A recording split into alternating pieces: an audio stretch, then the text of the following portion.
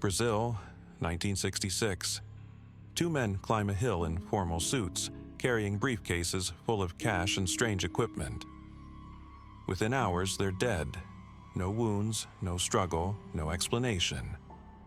Just two bodies lying side by side, wearing homemade lead masks shaped like eyeglasses, clutching cryptic notes about electrical formulas and protection from light. This isn't fiction. This isn't a movie plot. This is the lead masks case, and it's been haunting investigators for nearly 60 years. What started as a simple missing persons report spiraled into something far stranger. UFO sightings, secret societies, scientific experiments gone wrong, and a confession that raised more questions than it answered. Two ordinary TV repairmen became the center of Brazil's most bizarre, unsolved mystery. A case so strange that even today, no one can agree on what really happened on that hill. The deeper you dig into this story, the more impossible it becomes to explain. These weren't random victims. They planned this trip. They bought specific equipment. They followed detailed instructions. Yet somehow, they ended up dead in a scene that looks like it was pulled straight from a science fiction nightmare. Was it murder? Suicide? An experiment that went catastrophically wrong? Or something else entirely? This case has everything. Missing money, mysterious substances, government cover-ups, and witnesses who swear they saw glowing objects in the sky. It's a puzzle where every piece seems to belong to a different box, and the more you try to solve it, the more twisted it becomes. Today, we're going to tear apart every detail, every theory, every lie and contradiction that's kept this case alive for decades. Because what happened to Miguel José Viana and Manuel Pereira da Cruz wasn't just strange, it was impossible. And that impossibility is exactly what makes their story so terrifying. August 17, 1966. Two friends wake up with a plan. Miguel and Manuel tell their wives they're heading to São Paulo to buy a car and some electronic equipment for their TV repair business. Nothing unusual about that. These men fix televisions for a living, so a trip for parts makes perfect sense. They pack roughly 3 million cruzeiros in cash, kiss their families goodbye, and catch the 9 a.m. bus. Except they lied about everything. The bus tickets recovered later proved they never intended to go to São Paulo. Instead, they traveled to Niterói, just outside Rio de Janeiro. A completely different destination, in the opposite direction from what they told everyone. This wasn't a mistake or a change of plans. This was deliberate deception, carefully planned in advance. By 2 p.m., they're walking through Niterói's streets, but their behavior gets stranger by the hour. They visit an electronics shop, chat with the owner, browse the merchandise, then leave without buying anything. Remember, they supposedly came here to purchase equipment. Yet, when presented with exactly what they claimed to need, they walk away empty-handed. Instead, they wander from store to store, finally purchasing just 2 items: a bottle of mineral water and 2 raincoats. That's it.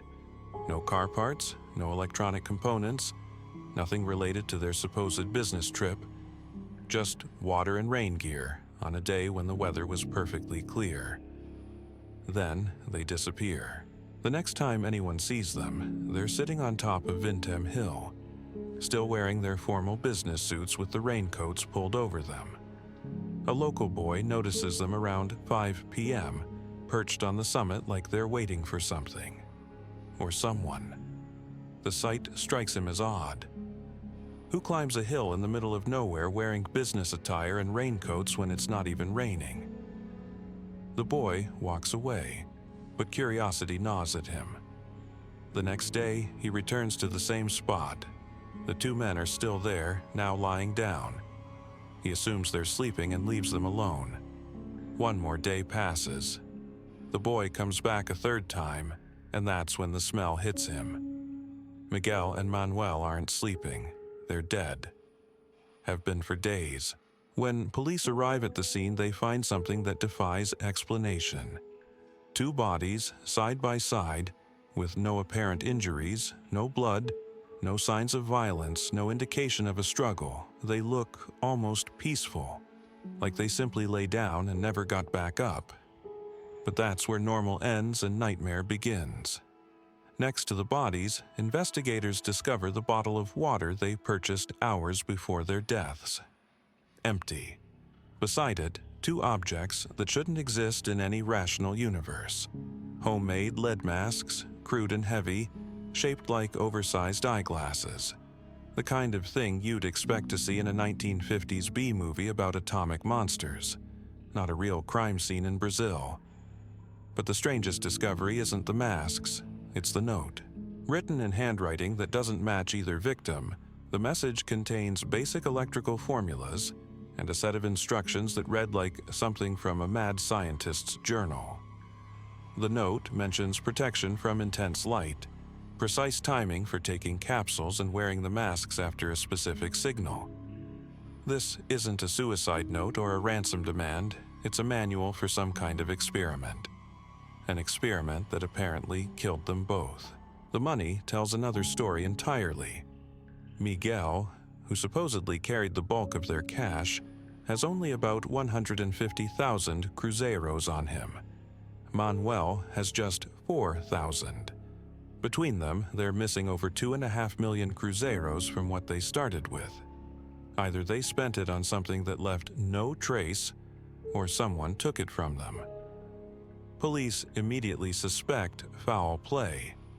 2 men don't just climb a hill, put on lead masks, and die for no reason. Someone else has to be involved. Someone who knew what they were planning, who gave them the instructions, who might have provided whatever killed them. The investigation begins with a simple question that proves impossible to answer. What were they really doing up there? The first breakthrough comes from their families. Miguel's sister reveals that before leaving home, her brother mentioned having some kind of important mission to complete. He wouldn't elaborate, but he made it clear this wasn't just a business trip. Meanwhile, their wives admit they never believed the car-buying story.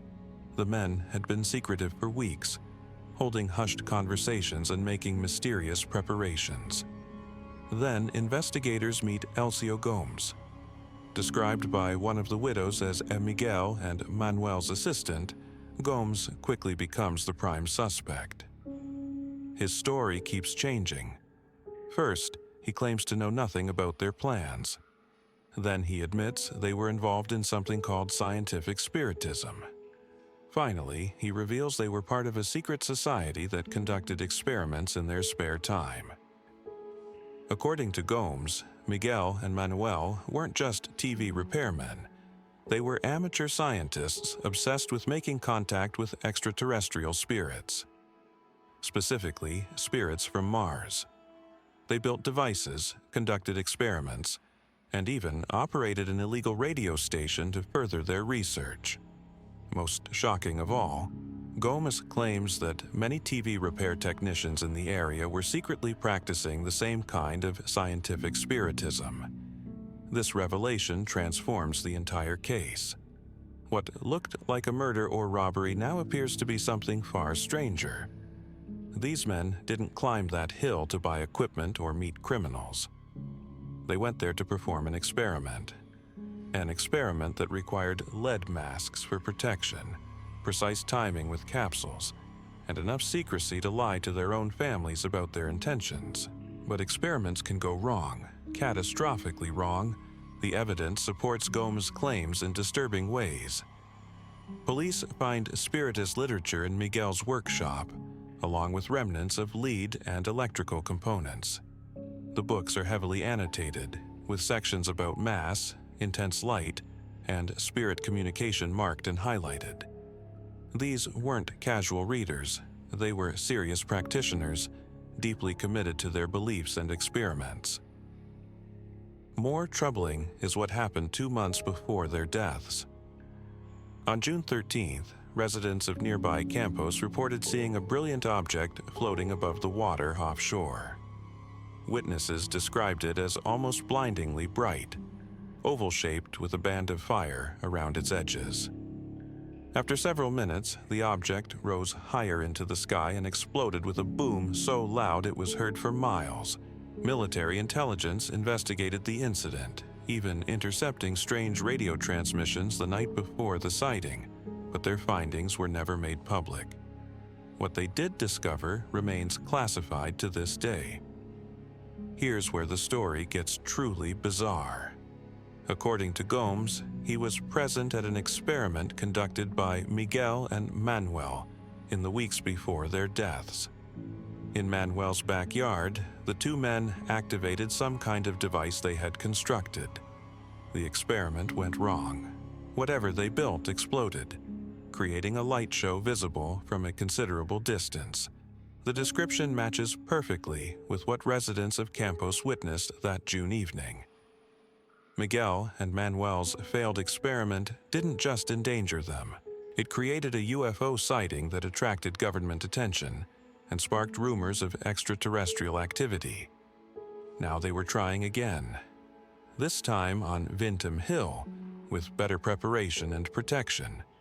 The lead masks would shield them from harmful radiation or intense light. The capsules would enhance their abilities or protect them from whatever forces they planned to unleash.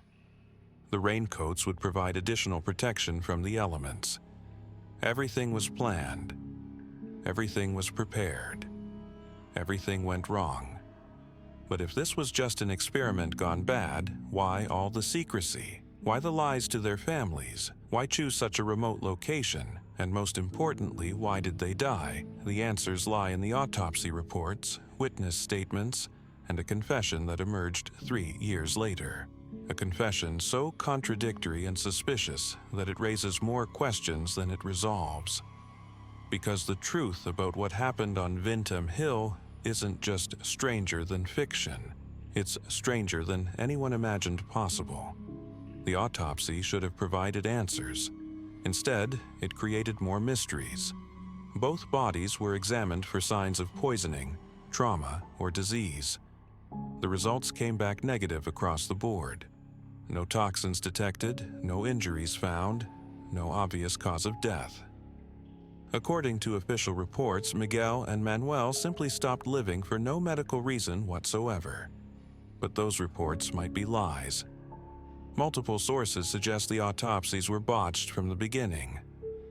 The bodies had been decomposing for days in the tropical heat, making accurate toxicology testing nearly impossible. Worse yet, one of the medical examiners allegedly demanded his name be removed from the official report for reasons that were never explained. When a doctor doesn't want his name associated with his own work, something is very wrong. A year later, authorities exhumed the bodies for additional testing. This time, they specifically searched for arsenic, mercury, barium, and thallium.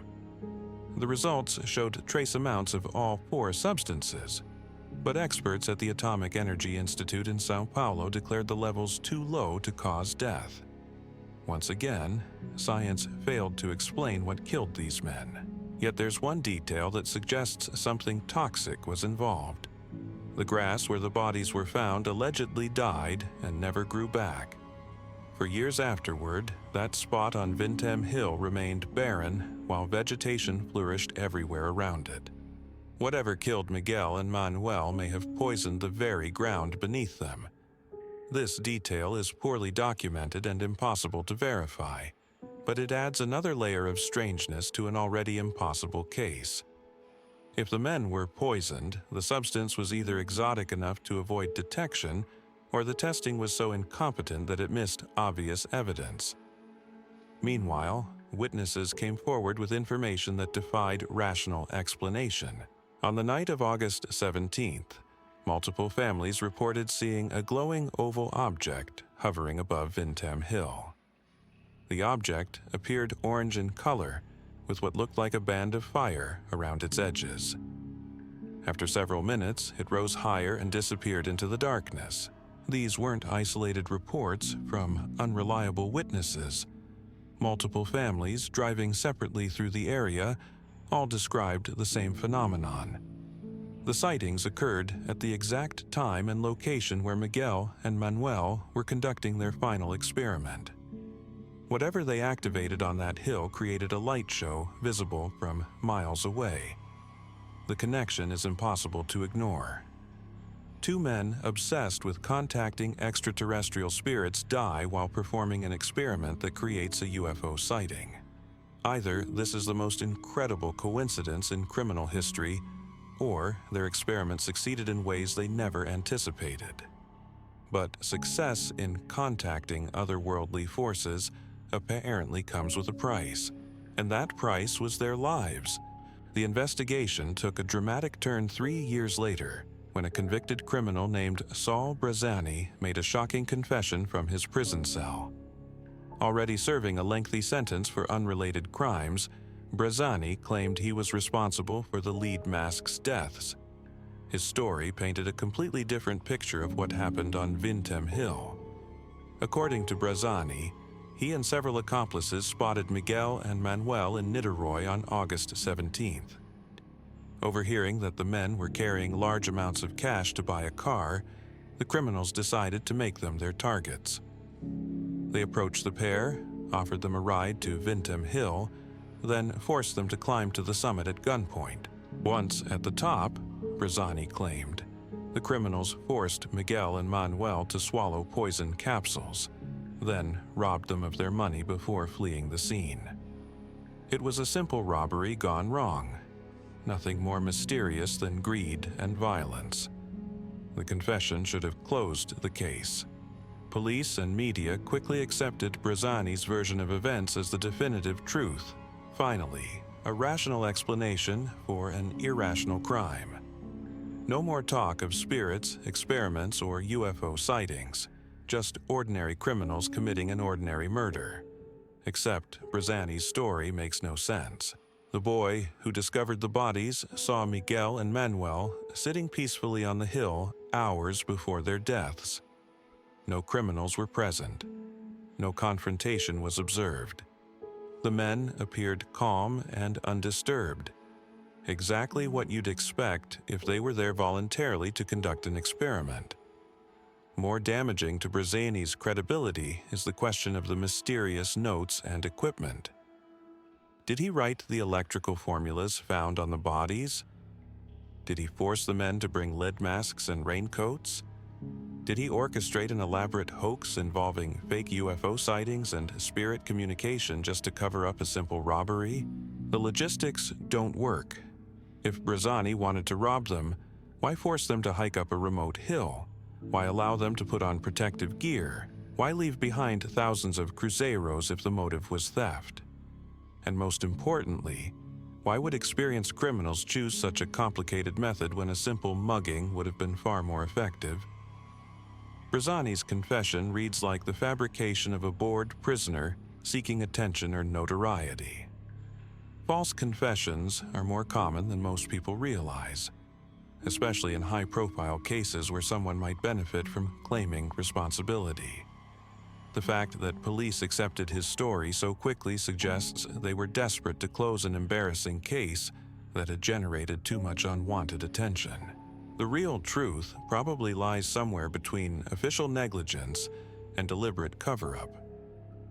Brazilian authorities in the 1960s weren't equipped to handle a case involving scientific experiments, radioactive materials, and potential extraterrestrial contact.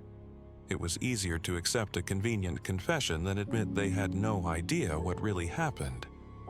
But the evidence tells a different story. Miguel and Manuel weren't random victims of street crime. They were dedicated researchers who spent months preparing for a dangerous experiment. They knew the risks. They brought protection. They followed detailed procedures designed to keep them safe. Something went catastrophically wrong. The capsules they swallowed weren't poison administered by criminals. They were substances intended to enhance their abilities or protect them from harmful radiation. The lead masks weren't disguises forced on them by robbers. They were safety equipment designed to shield their eyes from intense light or energy. The experiment they conducted on Vintem Hill was the culmination of years of research and preparation. They believed they were on the verge of making contact with intelligences from another world. Instead, they discovered that some boundaries aren't meant to be crossed. The UFO sighting wasn't a coincidence or mass hallucination. It was proof that their experiment succeeded in ways they never imagined. Whatever device they activated, whatever forces they contacted, whatever energies they unleashed created a phenomenon visible from miles away. But that success came with a price neither man anticipated. The very forces they sought to communicate with may have been the forces that killed them. In their quest to reach beyond the physical world, they may have encountered something that reached back. The lead mask's case isn't just about two men who died under mysterious circumstances. It's about the dangers of pushing too far into the unknown, of seeking answers to questions that maybe shouldn't be asked. Miguel and Manuel weren't victims of human violence.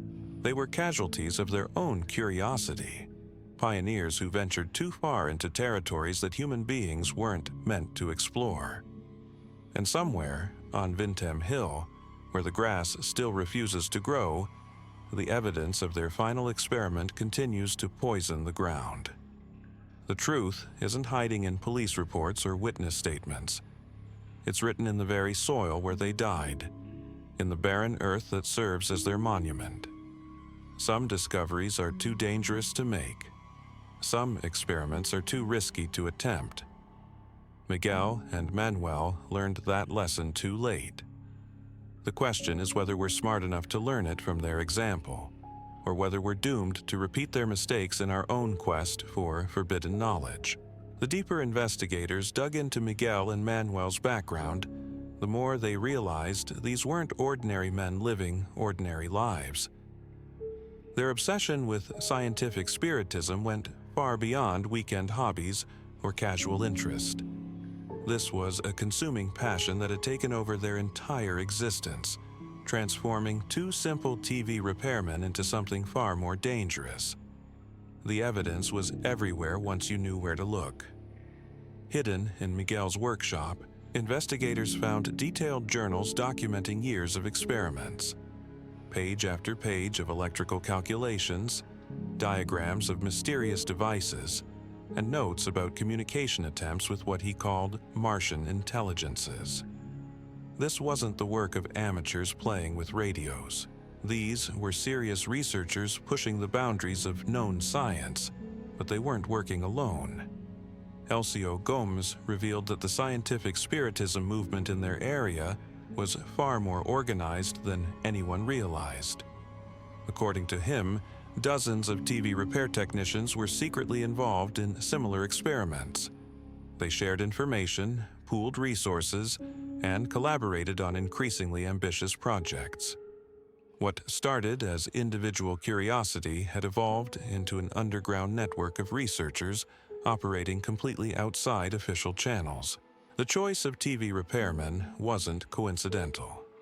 These men had access to electronic components, understood complex circuitry, and possessed the technical skills needed to build sophisticated devices. More importantly, their profession provided perfect cover for acquiring materials and equipment without attracting attention. Who would question a TV repairman buying capacitors, transformers, or vacuum tubes? This revelation transformed the entire investigation. Miguel and Manuel weren't isolated eccentrics pursuing a bizarre hobby. They were part of a larger movement, a secret society dedicated to pushing the boundaries between the physical and spiritual worlds. And that movement had been conducting increasingly dangerous experiments for years without any oversight or safety protocols. The June 13th incident in Campos wasn't their first public failure. Gomez admitted there had been other experiments, other accidents, other times when their devices malfunctioned and created unexplained phenomena. Each failure taught them something new, brought them closer to their ultimate goal, and made them more reckless about the risks involved. By the time they climbed Vintem Hill in August, Miguel and Manuel believed they had solved the problems that plagued their earlier attempts. The lead masks would protect them from harmful radiation. The capsules would enhance their sensitivity to spiritual energies. The precise timing outlined in their notes would ensure perfect synchronization with whatever forces they hoped to contact. They were wrong about everything. The night of August 17th brought more than just UFO sightings. Multiple witnesses reported strange radio interference throughout the region. Ham radio operators picked up bizarre transmissions that didn't match any known broadcasting patterns. Electronic devices malfunctioned across a wide area surrounding Vintem Hill. Whatever Miguel and Manuel activated that night created electromagnetic disturbances powerful enough to disrupt technology for miles around. But the most disturbing reports came from people living near the hill. Several families described feeling an overwhelming sense of dread as darkness fell. Children became inexplicably frightened and refused to go outside. Dogs howled throughout the night, and livestock became agitated for no apparent reason. Even hours after the UFO sighting ended, the area felt wrong to anyone who ventured near it. These weren't random psychological effects. Something had fundamentally changed on Vintem Hill, and the change was still radiating outward like ripples from a stone dropped in still water. The experiment hadn't just failed. It had torn something open, created some kind of breach that continued affecting the surrounding area long after Miguel and Manuel were dead. Local folklore began incorporating the incident almost immediately. Stories spread about cursed ground, evil spirits, and warnings to stay away from the hill after dark. Children were forbidden from playing in the area. Adults found excuses to avoid traveling near it whenever possible. What had once been an unremarkable piece of countryside became a place of fear and superstition practically overnight. The government's response only deepened the mystery. Military intelligence units that investigated the June incident suddenly disappeared from the area after August 17th. Official reports were classified at the highest levels. Witnesses who had spoken freely to local police found themselves visited by federal agents who strongly discouraged further discussion of what they had seen. This wasn't the behavior of authorities dealing with a simple criminal case. This was a cover-up. A deliberate attempt to suppress information about something far more serious than two dead TV repairmen.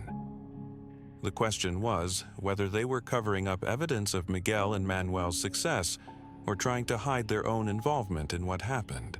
Because there were hints, subtle suggestions buried in classified documents, that suggested Brazilian intelligence had been monitoring the scientific spiritism movement for months before the Vintem Hill incident. They knew about the experiments. They knew about the network of researchers. They may have even known what Miguel and Manuel were planning that August night. If so, their failure to intervene makes them complicit in whatever happened. Two men died because authorities allowed dangerous experiments to continue without oversight or safety measures. The cover-up wasn't just about hiding embarrassing incompetence. It was about concealing criminal negligence that cost human lives. But there's another possibility, one that's far more frightening than government incompetence or cover-ups. What if the authorities didn't intervene because they wanted the experiment to succeed? What if Miguel and Manuel weren't just amateur researchers pursuing a personal obsession, but unwitting test subjects in a larger program? The Cold War was at its peak in 1966. Both superpowers were exploring unconventional weapons and communication methods. The idea of using psychic phenomena or spiritual contact for military purposes wasn't science fiction. It was serious research being conducted in laboratories around the world. Brazil, caught between competing influences, had every reason to explore such possibilities. Consider the evidence from this perspective. Two skilled technicians with access to advanced equipment and detailed knowledge of experimental procedures. a network of collaborators providing support and resources, government agencies monitoring their activities but allowing them to continue, and finally, a controlled test conducted in a remote location where failure could be easily contained and covered up. Miguel and Manuel may have believed they were pursuing their own research goals, but they were actually participating in something much larger. The capsules they swallowed weren't experimental drugs they created themselves. They were substances provided by handlers who wanted to test their effects under field conditions. The lead masks weren't homemade protection devices. They were sophisticated equipment designed to monitor brain activity or protect against specific types of radiation. The notes found on their bodies weren't written in their handwriting because they didn't write them. They were following instructions provided by others, conducting an experiment designed by people who understood the risks but were willing to sacrifice 2 lives to gather data. Miguel and Manuel weren't researchers. They were test subjects who never realized they were being used. This theory explains the missing money, the government cover-up, and the quick acceptance of Brazzani's obviously false confession. It explains why the autopsy results were suppressed and why key evidence disappeared from official files. Most importantly, it explains why 2 intelligent men would follow procedures that led directly to their deaths. They trusted the people who gave them those procedures. They believed they were part of something important, something that would advance human knowledge and understanding. Instead, they were expendable assets in a program that viewed their lives as acceptable losses in pursuit of larger goals. The UFO sighting wasn't evidence of successful spiritual contact. It was proof that whatever device they activated worked exactly as intended by its real designers. The electromagnetic disturbances, the psychological effects on nearby residents, the long-term environmental damage, all of it was anticipated and measured by observers who remained safely distant from the test site. Miguel and Manuel died because they were never meant to survive. Their deaths weren't tragic accidents or the result of experimental failure. They were the intended outcome of a carefully planned test designed to gather data about the effects of exotic technology on human subjects. The lead masks protected their handlers' investment by preserving brain tissue for later analysis. The remote location ensured no unwanted witnesses could interfere with data collection. Even their selection as test subjects was carefully calculated. TV repairmen had the technical skills needed to operate complex equipment, but lacked the scientific training to understand what they were really doing. Their involvement in scientific spiritism provided perfect cover for unusual behavior and access to experimental materials. Most importantly, their secretive activities meant their disappearance wouldn't immediately attract official attention. The network of other practitioners wasn't a grassroots movement of amateur researchers. It was a recruitment pool for finding suitable test subjects. Gomez wasn't just Miguel and Manuel's assistant. He was their handler, the person responsible for guiding them toward their final experiment and ensuring they followed the prescribed procedures exactly. The confession 3 years later wasn't a false admission by an attention-seeking criminal. It was a carefully constructed cover story designed to close the case permanently and prevent further investigation. Brazzani may not have even existed. The entire robbery scenario could have been fabricated to give the public a rational explanation for an irrational event. This interpretation transforms the lead mask's case from an unsolved mystery into something far more sinister. Miguel and Manuel weren't victims of their own curiosity or the dangers of forbidden knowledge. They were murdered by people who used their trust and enthusiasm to turn them into unwilling test subjects for weapons research. The truth isn't hidden in police files or witness statements. It's buried in classified military archives where it will remain secret for decades to come. The real perpetrators weren't street criminals or spiritual forces from another dimension. They were human beings working for governments that viewed individual lives as expendable resources in the pursuit of strategic advantage. But even this explanation leaves questions unanswered. If Miguel and Manuel were test subjects, what exactly was being tested? What kind of technology requires lead masks and produces UFO sightings? What were the long-term effects that authorities were so desperate to cover up? The answers may be more disturbing than the crime itself. Because if this theory is correct, the Vintem Hill incident wasn't an isolated experiment. It was part of a larger program that may still be operating today, still recruiting unwitting subjects, still conducting tests that sacrifice human lives for scientific data. The lead masks case isn't just about two men who died under mysterious circumstances. It's about the price of progress, the cost of knowledge, and the willingness of powerful people to sacrifice innocent lives in pursuit of ultimate weapons. Miguel and Manuel weren't the first victims of such programs, and they certainly weren't the last. Somewhere, in laboratories hidden from public view, their deaths are recorded as data points in ongoing research. Their sacrifice contributed to technologies that may now be deployed around the world. Weapons systems that trace their origins back to that August night on Vintem Hill. The real horror isn't that two men died pursuing forbidden knowledge. It's that their deaths were planned, calculated, and considered acceptable by people who viewed them as nothing more than experimental animals. The mystery isn't what killed them. It's how many others have died the same way, in the name of progress that comes at the ultimate price.